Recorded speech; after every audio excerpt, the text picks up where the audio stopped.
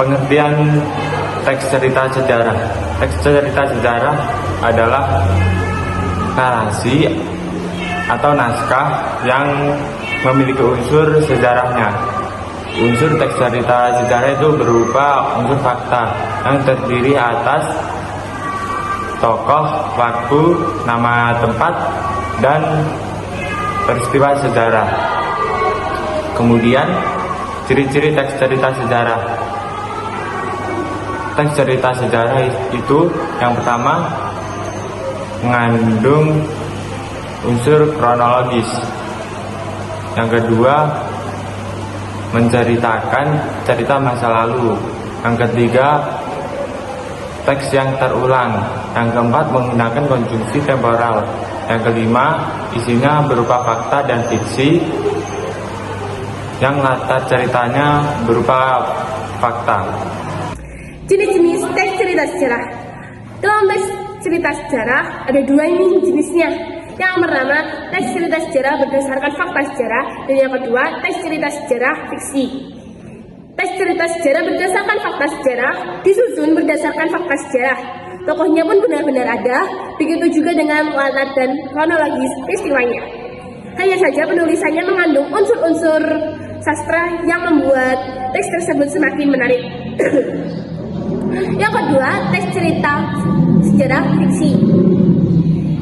Teks tersebut merupakan cerita fiksi yang mengandung latar peristiwa masa lalu. Tokohnya pun fiksi, yaitu imajinasi sendiri dari penulisnya.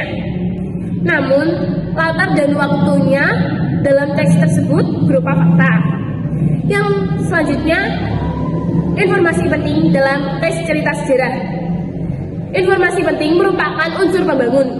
Dalam teks cerita sejarah, unsur pembangun ada dua, yaitu unsur intrinsik dan unsur ekstrinsik.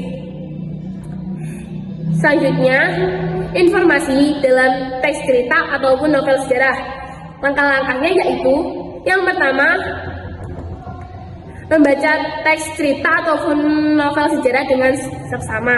Dan yang kedua, mengidentifikasi pokok isi dalam teks cerita ataupun novel sejarah. Dan yang terakhir, ketiga, mencatat pokok-pokok isi yang ada dalam teks cerita ataupun novel sejarah. Unsur pembangun teks cerita sejarah dibagi menjadi dua. Yang pertama adalah unsur intrinsik dan juga unsur ekstrinsik. Unsur intrinsik adalah unsur yang terdapat pada cerita karya sastra tersebut. Dibagi menjadi beberapa bagian. Yang pertama adalah tema. Tema adalah ide dasar suatu cerita. Yang kedua adalah tokoh dan penokohan. Tokoh adalah orang yang berperan dalam cerita, dan penokohan adalah watak dari sang tokoh.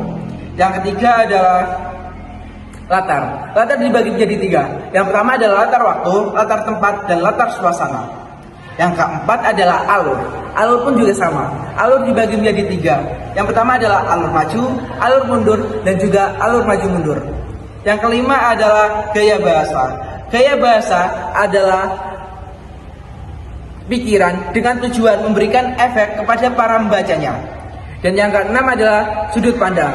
Sudut pandang adalah strategi yang digunakan oleh penulis untuk menyampaikan pesan ceritanya. Yang kelima, yang ketujuh adalah amanat. Amanat adalah pesan moral yang ingin disampaikan oleh penulis kepada para pembacanya.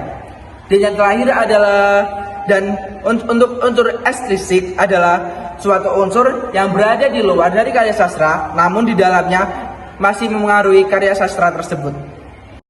Menelaah kebahasaan teks cerita sejarah. Di materi tersebut terdapat ciri-ciri teks sejarah.